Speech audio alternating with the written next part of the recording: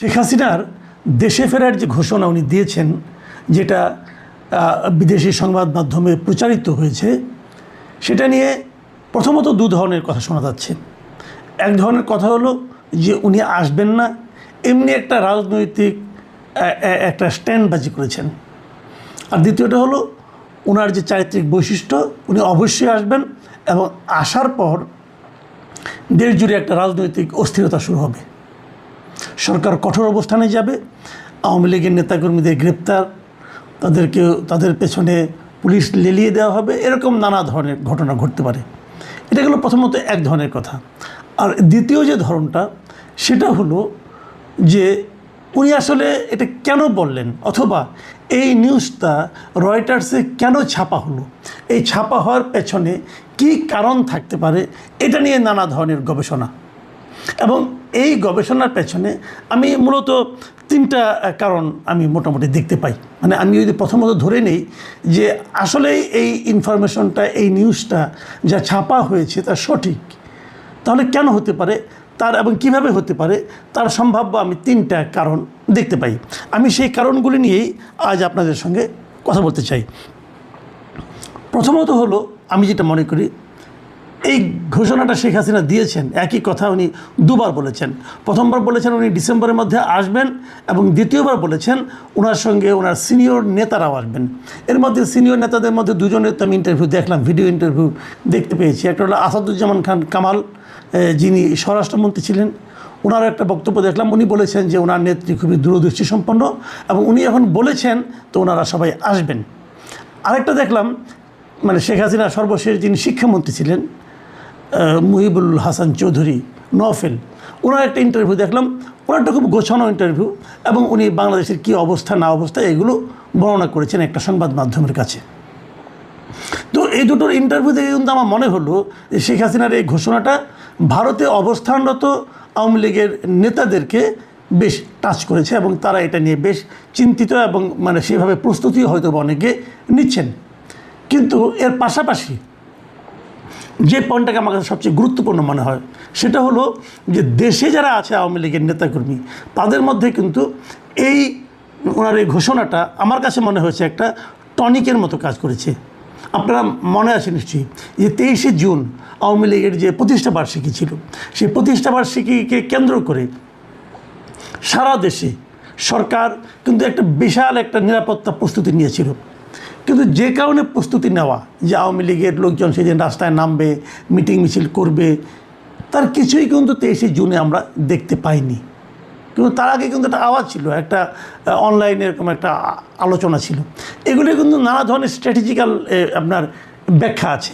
যেমন একটা ব্যাখ্যা আছে, তারা বারবার এভাবে আওয়াজ দিবে কিন্তু নামবে না, কিন্তু যেবার সরকারের প্রস্তুতি কম থাকবে সেবার তারা নামবে, এটা একটা হতে পারে। আবার আরেকটা হতে পারে যে এটা দেওয়ার মাধ্যমে নিজেদেরকে জানান দেওয়া, কিন্তু যারা জানানটা দিচ্ছেন, মানে অনলাইনের পেছনে যারা আছেন, তাদের সঙ্গে আসলে মাঠের নেতাকর্মীদের খুব একটা যোগাযোগ নেই, যে কারণে মাঠের নেতাকর্মীরাও ওই ঘোষণাটাকে ভালোভাবে নেননি। এই যে ভালোভাবে না নেওয়াটা, এটা কিন্তু একদম অমূলক কিছু না। অমূলক না এই কারণে, দেখুন একটা প্রশ্ন কিন্তু এই দেশের আওয়ামী লীগের নেতাকর্মীদের মধ্যে বারবার এসেছে। তারা বলেছেন যে এই যে 5ই যে অগাস্টের যে ঘটনাটা ঘটল 2024 সালে, এই ঘটনায় অনেক লোক চলে গেছে দেশ ছেড়ে, অনেকে আহত হয়েছে, অনেকে মারাও গেছে, অনেকে গ্রেপ্তারও হয়েছে। বাট ইন্টারেস্টিংলি শেখ হাসিনা কিংবা তার পরিবারের, মানে শেখ পরিবারের কেউ কিন্তু ধরা পড়েনি। সবাই দেশের বাইরে চলে গেছে, সবাই। ওনার পরিবার তো অনেক বড় পরিবার, এবং এই পরিবারের প্রায় সবাই তো কোনো না কোনো গুরুত্বপূর্ণ দায়িত্বে ছিল। এবং এই সবগুলি দায়িত্ববান ব্যক্তি যারা ছিল সরকারের, তারা সবাই কি করে আগে ভাগে দেশের বাইরে চলে গেল। তাদেরকে কে যেতে বলল? এটা কি শেখ হাসিনা নিজে বলেছেন যে তোমরা চলে যাও, আমি থাকি? যদি সেটাই হয়, যে সেই কথাটা উনি দলের নেতাকর্মীদেরকে বললেন না কেন? সারা দেশের নেতাকর্মীদের অসহায় অবস্থায় রেখে উনি নিজের পরিবারের সবাইকে নিরাপদে বিদেশে পাঠিয়ে দিতে বললেন কেন? এই প্রশ্নটা কিন্তু আওয়ামী লীগের অনেকের মধ্যে এখন অলরেডি কিন্তু আলোচিত হচ্ছে।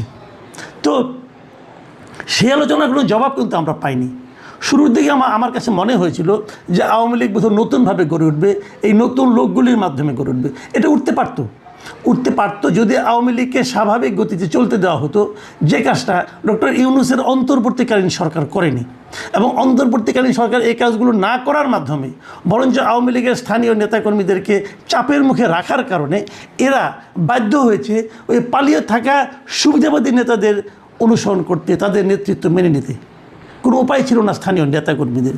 তো এভাবে কিন্তু আমি মনে করি শেখ হাসিনা, শেখ পরিবার এবং আওয়ামী লীগের যে দুর্বৃত্ত নেতৃত্ব, তাদের পুনর্বাসনের ক্ষেত্রে, তো পুনর্বাসনের যতটুকু সম্ভাবনা তৈরি হয়েছে সেটার পেছনে আসলে সবচেয়ে বড় ভূমিকা রেখেছেন ডক্টর ইউনূস এবং তার সরকার। যা হোক, এখন যে বাস্তবতা, এই বাস্তবতায় শেখ হাসিনা যদি আসেন তাহলে উনি কিন্তু বলেছেন উনি ওনার সিনিয়র নেতৃবৃন্দদের নিয়ে আসবেন। তার মানে উনি কিন্তু সেই আগের নেতৃত্বকেই নতুন করে পুনর্বাসিত করতে চাচ্ছেন।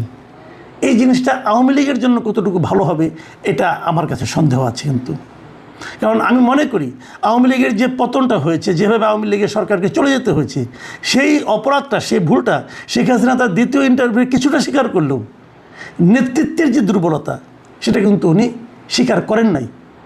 এবং সেই নেতৃত্বের অনেকে কিন্তু ওখানে থেকে, ইন্ডিয়ায় থেকে অথবা বাইরে থেকে নানা রকম কিন্তু হুঙ্কার দিচ্ছেন। ওবায়দুল কাদেরের মতো লোক বলছে চোখের বদলে চোখ তুলে নেবে।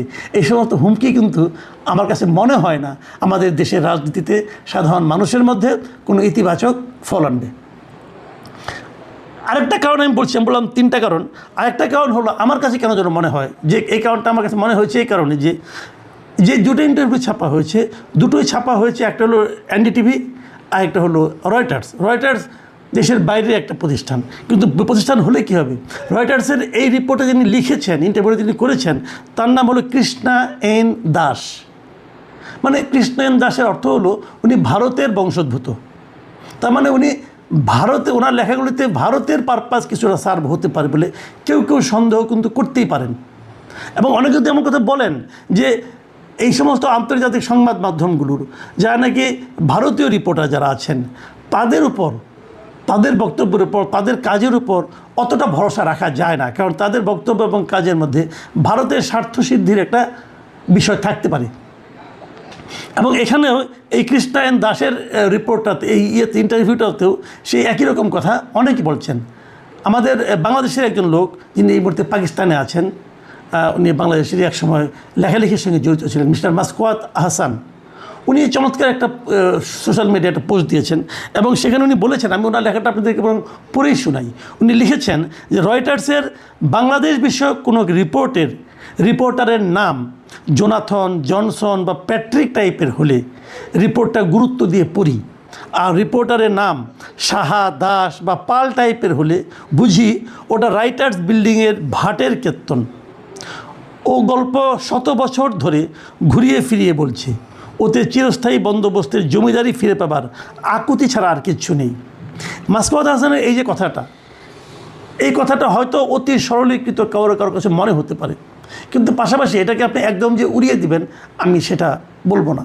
কারণ দেখুন, এই রিপোর্টটা তখনই ছাপা হলো যখন নাকি তারেক রহমান সাহেব মাত্র চীন থেকে ফিরে এলেন এবং তারপর ঢাকায় আরেকটা ঘটনা ঘটল, নির্লজ্জ ঘটনা যেটাকে আমি বলি, সেটা হলো আপনার জাতীয় সংসদের সাউথ প্লাজায় যুক্তরাষ্ট্রের আপনার স্বাধীনতা দিবসটা উদযাপিত হলো। এই দুটো ঘটনার মাধ্যমে অনেক কিছু হয়তো অনেকে ব্যাখ্যা করবেন, কিন্তু যে ব্যাখ্যাটা সবাই বুঝবেন সেটা হলো বাংলাদেশ ভারতের বলয় থেকে বের হওয়ার চেষ্টা করছে। এই যে এই চেষ্টাটাকে ভারত হয়তো ভালোভাবে নেয়নি এবং না নেওয়ার কারণে ভারত হয়তো এই ধরনের একটা ঘটনার অবতারণা করছে যে শেখ হাসিনা আসছে, শেখ হাসিনার মাধ্যমে এই ধরনের ইন্টারভিউর ব্যবস্থা করেছে। দেখেন শেখ হাসিনা ভারতের কোথায় আছে, কিভাবে আছে, এটা বলা কিন্তু কঠিন। আমরা হয়তো বলবো উনি ভারতের আতিথ্য বরণ করে আছেন, তো অতিথিকে কোথাও দেখা যায় না কেন, কোথাও কিন্তু তাকে প্রকাশ্যে দেখা যাচ্ছে না। তাহলে উনি কি ভারতের কাছে এক ধরনের গৃহবন্দী অবস্থায় আছেন না কী অবস্থায় আছেন আমরা কেউ জানি না। সেখান থেকে মাঝে মাঝে ভারতীয় বংশোদ্ভূত বিভিন্ন সাংবাদিককে উনি ইন্টারভিউ দিচ্ছেন। তো এখন সেগুলি উনি কী বলেছেন অথবা কী বলতে চাচ্ছেন অথবা কী বলানো হচ্ছে ওনাকে দিয়ে, এই সবই কিন্তু এই ভূ রাজনীতির প্রেক্ষিতে আপনি একবার করে চিন্তা করতে পারেন। কেউ তো এমনও বলেন শেখ হাসিনা কি আদৌ এগুলি বলেছেন নাকি ভারত এগুলি বলতে চাচ্ছে বলে বলানো হচ্ছে, এই প্রসঙ্গটা কিন্তু আসতে পারে। তৃতীয় আরেকটা পয়েন্ট এটাও হলো যে এই ধরনের বক্তব্যের মাধ্যমে বাংলাদেশ সরকারের কি প্রতিক্রিয়া হলো? সরকারের প্রতিক্রিয়া আমার কাছে খুব সুবিবেচনা প্রসূত মনে হয়নি। দেখুন, আগের বার যখন উনি বক্তব্য দিলেন, তখনও দেখলাম তথ্য বিবরণীতে বলা হলো যে ওনার বক্তব্য প্রচার করা যাবে না এই মর্মে। কবে করলো? যেদিন বক্তব্য প্রচারিত হয়ে গেছে তারপর দিন। এবারও দেখলাম একই কথা, যে যেদিন বক্তব্য প্রচারিত হয়ে গেল তারপর দিন সরকার বলছে এই ওনার বক্তব্য প্রচার করা যাবে না। তো এই দুটোই সরকারের এই বক্তব্যই কিন্তু আসলে কোনো রকম কার্যকারিতা বহন করে না। তাহলে সরকার এটা বলছে কেন? বলছে এই কারণে যে ওনারা কি নিজেদের অবস্থানটাকে একটু ক্লিয়ার করতে চাচ্ছেন যে না, আপনি এটা ছেপেন না, না ছাপলেই ভালো হতো, এই ধরনের কিছু একটা। সেটা কেন? কী প্রয়োজনেতে? আমি যে কথাটা কালকে বলেছিলাম, তাহলে কি সরকার ভয় পেয়েছে? সরকার কি বিচলিত বোধ করছে? সম্ভবত করছে। এটা না করলে ভালো হতো, সম্ভবত করছে। কী কারণে বলছি আমি একটা ঘটনা বলি। প্রথমবার যখন ওনার এইবার যখন দুদিন আগে যখন নাকি বলা হলো উনি ডিসেম্বরে আসবেন, তখন আমি এই আন্তর্জাতিক অপরাধ ট্রাইব্যুনালের যে chief prosecutor mister Aminul Islam, ওনাকে বলতে শুনলাম, উনি বললেন যে ডিসেম্বরে কোনো পারলে এখনই আসুক। আমার কাছে কিন্তু ওনার কথাটা তখন ভালো লেগেছিল। কিন্তু আজকে উনি আরেক কথা বললেন। আজকে উনি বলছেন যে কথাটা, উনি বলেছেন যে ভারতের নির্বাসিত সাবেক প্রধানমন্ত্রী ও মৃত্যুদণ্ডপ্রাপ্ত আসামি শেখ হাসিনার দুই দেশের সরকারের পারস্পরিক সমঝোতা ছাড়া বাংলাদেশে এসে সরাসরি আত্মসমর্পণের কোনো আইনি সুযোগ নেই। তিনি দেশে ফিরলে তাকে গ্রেপ্তার হয়ে কারাগারে যেতে হবে, এই কথা উনি বললেন। আচ্ছা, এই যে কথাটা ঠিক আছে, দুই দেশের মাধ্যমে একটা সমঝোতার মাধ্যমে আসবে। যদি উনি তাছাড়া এমনি আসতে চান, সমস্যাটা কোথায়? আপনার কি দরকার? আপনার দরকার এই ভদ্রমহিলাকে আপনার আওতার মধ্যে পাওয়া। উনি যদি বলেন আমি যাব, তাহলে বাংলাদেশ সরকার, বাংলাদেশের ওখানে দূতাবাস আছে, তাদের ইমিডিয়েট তাকে একটা ট্রাভেল ডকুমেন্ট দিলে সমস্যাটা কি? কারণ তাহলে তো আপনি ওনাকে তাড়াতাড়ি পাচ্ছেন। যত তাড়াতাড়ি আপনি ওনাকে পাবেন, তত তাড়াতাড়ি আমি মনে করি ওনার উপস্থিতিতে বিচার হওয়াটা হলো সবচেয়ে ভালো। ওনার অনুপস্থিতিতে বিচার করে বাহাদুরি দেখানোর মধ্যে তো কোনো কিছু নাই। এটা তো পাবলিক ভালোভাবে নেবে না। কাজে উনি যদি আসতে চান, আমি তো মনে করি বাংলাদেশের পররাষ্ট্র মন্ত্রণালয় উচিত ওনার জন্য একটা ট্রাভেল ডকুমেন্ট রেডি করে রাখা, যে আপনি যেই মুহূর্তে যেতে চাইবেন সেই মুহূর্তে আপনি যান।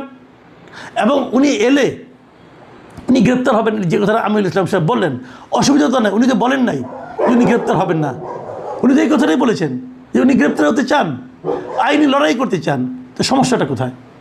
আমি মানে এগুলি নিয়ে আরও আলাপ হবে হয়তো আগামীতে কয়েকদিন, কিন্তু আমি মনে করি এই মুহূর্তে এটা খুবই একটা আলোচিত বিষয় যে শেখ হাসিনা আসবেন কি না, আসলে কেন আসবেন, আসলে কবে আসবেন, এবং উনি এলে পর কী প্রতিক্রিয়া হবে সরকারের মাঝে, দেশের মধ্যে, জনগণের মধ্যে, তার দলের মধ্যে।